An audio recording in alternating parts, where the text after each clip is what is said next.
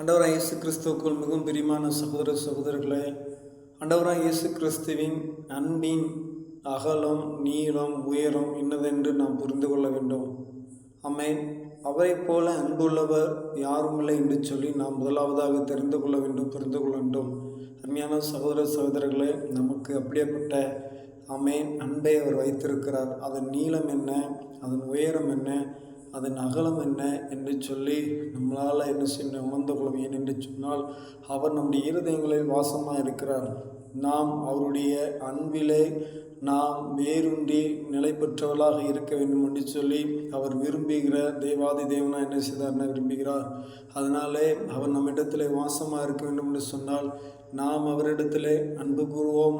ஆமென். அவர் நம்மிடத்தில் வைத்த அன்பின் அகலம், நீளம், உயரம் என்னதென்று அறிந்து கொள்ள அவர் நமக்கு என்ன செய்வார்னா உதவி செய்வார், நம்மளை பலப்படுத்துவார், நம்மளை வழி நடத்துவார். ஆமென்.